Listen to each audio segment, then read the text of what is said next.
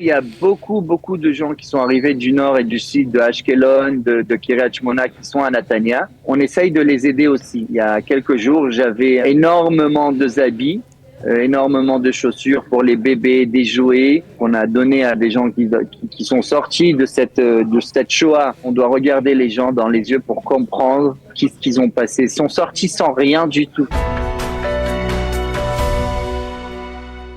Nous sommes tout de suite avec Michael Cohen. Il est photographe de métier et il est également motard. Il adore la moto. Il avait prévu de faire un raid à la mémoire d'un soldat extraordinaire, un ami très proche.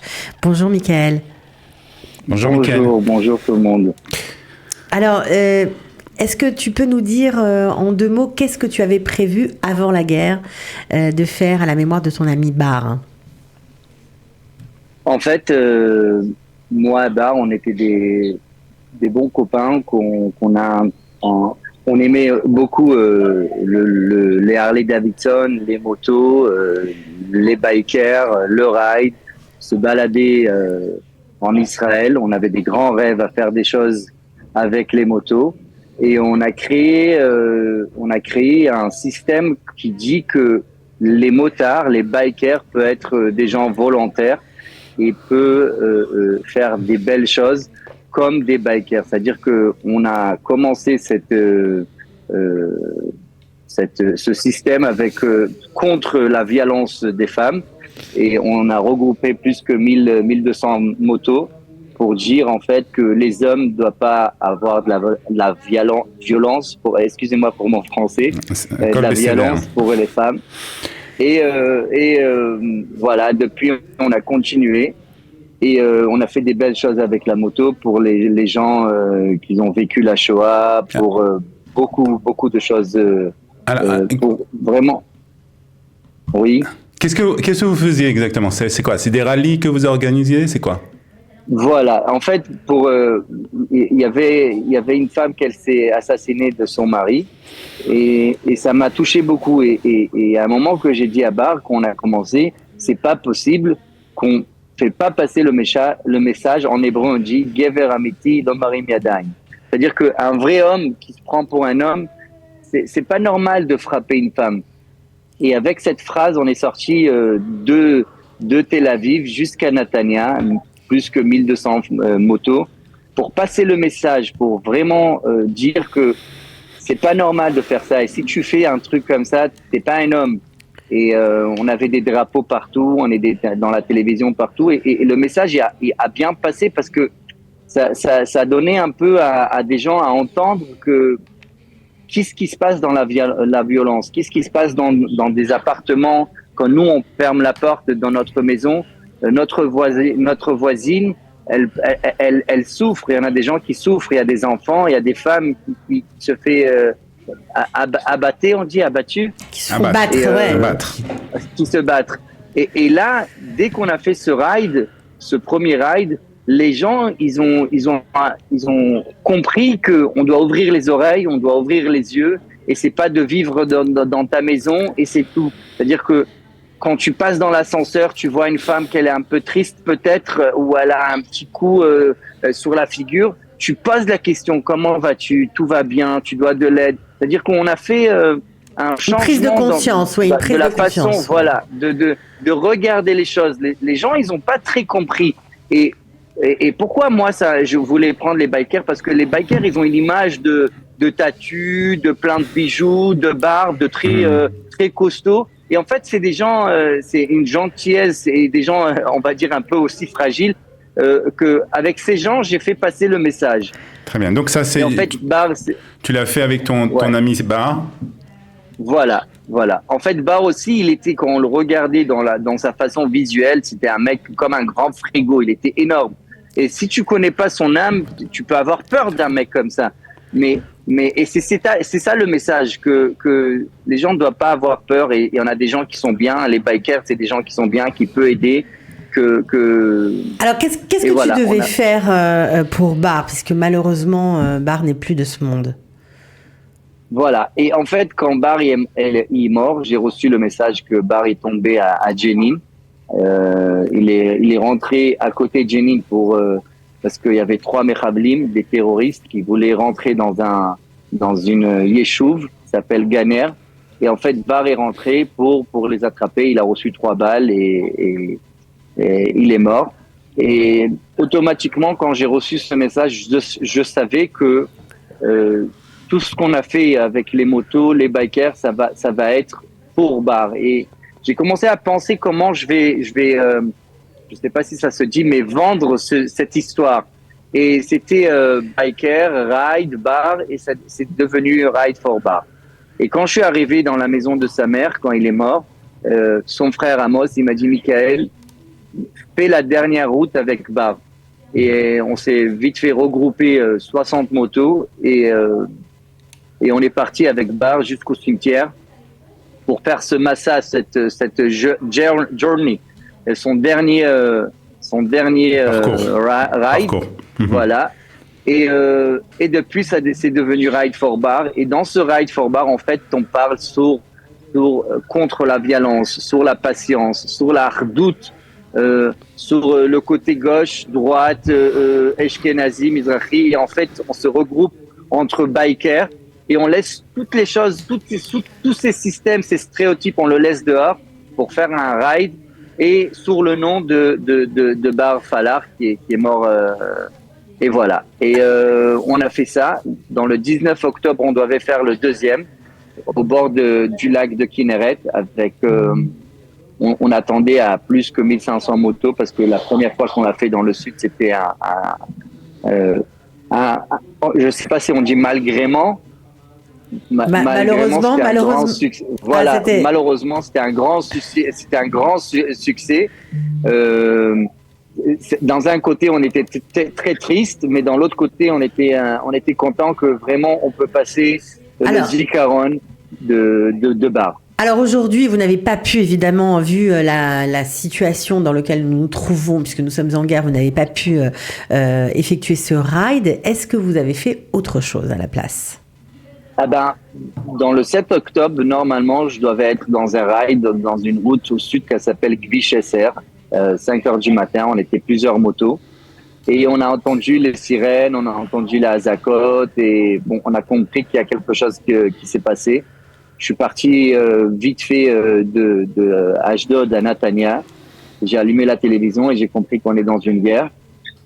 Comme je suis habitué, on va dire, à créer des systèmes volontaires pour aider, je savais directement que on va essayer d'aider l'armée, on va essayer d'aider Tsahal le plus qu'on peut. Et entre même pas 24 heures, dès que la guerre elle a commencé, déjà dimanche matin, j'ai pris les clés d'une école à Ramat Poleg de Natania. J'ai pris les clés et j'ai ouvert l'école. Et en fait, j'ai regroupé tous les voisins, tous les gens qui habitent sur Yarmim, Poleg de Natania. On a commencé à prendre des cartons du supermarché, petit à petit, et chacun, par des groupes de WhatsApp, ils ont compris le système. Et on a commencé à regrouper des groupes, des cartons pour les soldats au nord, au sud, dans des bases. Je crois que j'ai compris vite fait parce que c'est pas la première fois que Israël elle est dans une guerre ou dans un mivtza comme ça ou un autre. Et voilà, on a commencé à faire des petits cartons avec des t-shirts, des boxers, du savon, shampoing, des langettes, tout ce qu'un soldat doit, parce que quand il y avait le Tzab Shmoné, en fait, quand l'armée elle a appelé les gens, ils n'avaient pas le temps de rien du tout. C'est-à-dire qu'ils ont pris le téléphone, les clés de la voiture et ils sont partis. Et notre armée, que je l'aime beaucoup, j'aime beaucoup mon pays, il n'était pas habitué à regrouper tellement de soldats dans un tellement moins de temps. C'est-à-dire dans un temps si court, bien sûr. Voilà. Alors, pas tout le monde avait le matériel, pas tout le monde avait les chaussures. Et en fait, ça a monté très, très, très vite. Dans la première semaine, on était dans une école.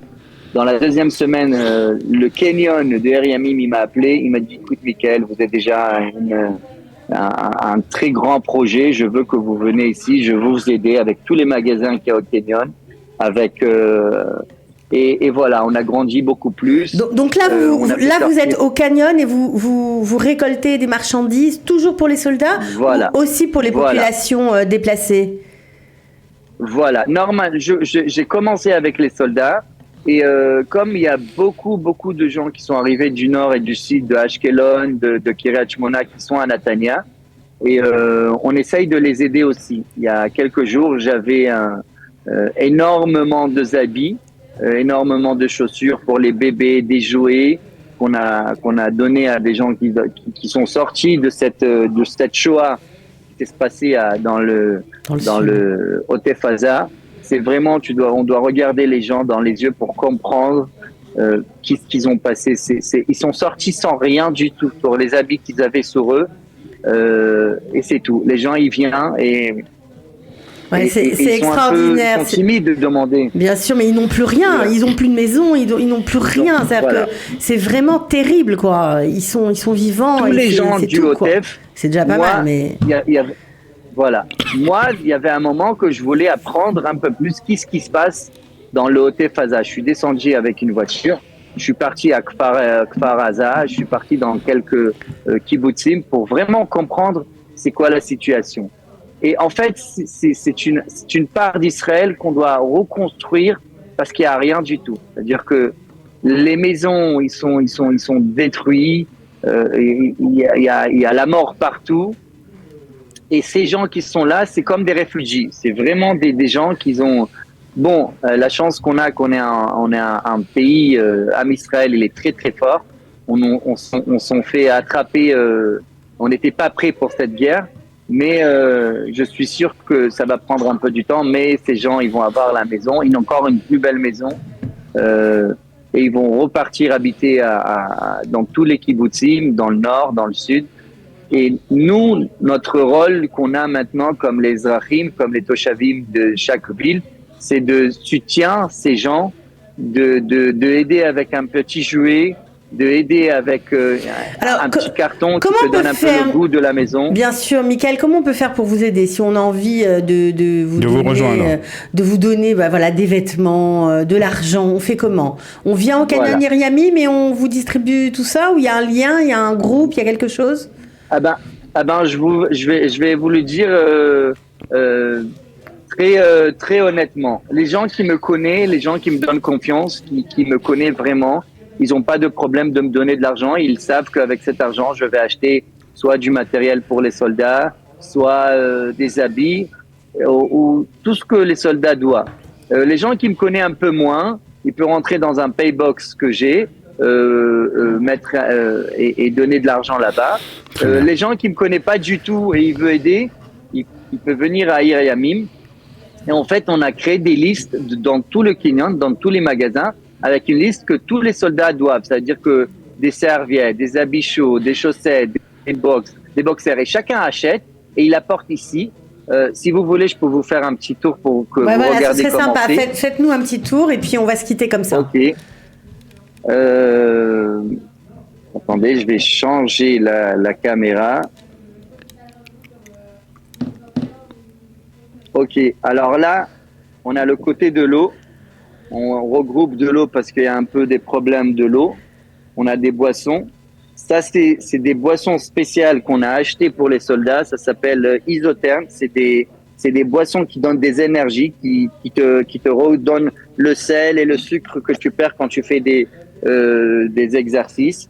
On a les cartons de shampoing, déodorant, lingettes, brosse à dents.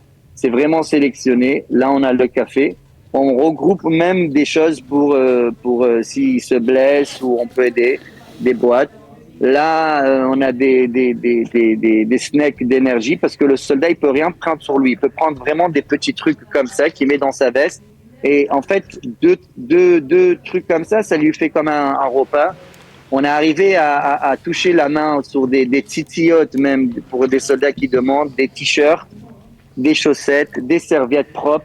C'est très important pour moi parce que comme j'étais soldat, je sais c'est quoi de prendre une serviette qu'elle est propre et pas une serviette que on nous a donné, des manteaux pour les soldats pour qu'ils ne vont pas avoir froid. Et là, on a le côté de manger, des boîtes, des chocolats. Et en fait, on a un peu de tout et on essaye toujours, même des matelas pour des soldats qui n'ont pas comment dormir. On a regroupé des matelas pour donner aux soldats un moyen de Alors en tout cas, Michael, vraiment merci beaucoup pour avoir été avec nous. Bravo pour cette initiative. Bravo, Kol Hakavod. Voilà, franchement, c'est vraiment très émouvant de voir la mobilisation du peuple, des jeunes, des plus vieux, des enfants. Tout le monde se mobilise pour aider le Ham Israël. Bravo, à très bientôt, Michael. Merci à vous. Et la dernière phrase, pour les gens qui nous écoutent, c'est ça, Ham Israël. C'est ça notre force. Et quand on est faible, on est regroupé, on est meuchadim. Et on doit rester meuchadim. On ne doit pas regarder la politique. On doit faire avat chinam. On doit être ba'avta l'ereacha kamocha. C'est ça la chose. Dès qu'on va comprendre ce système encore une fois, ça va être bien. Akol yeh beseder. Ok, merci Michael pour cette note d'optimisme. Au revoir les amis.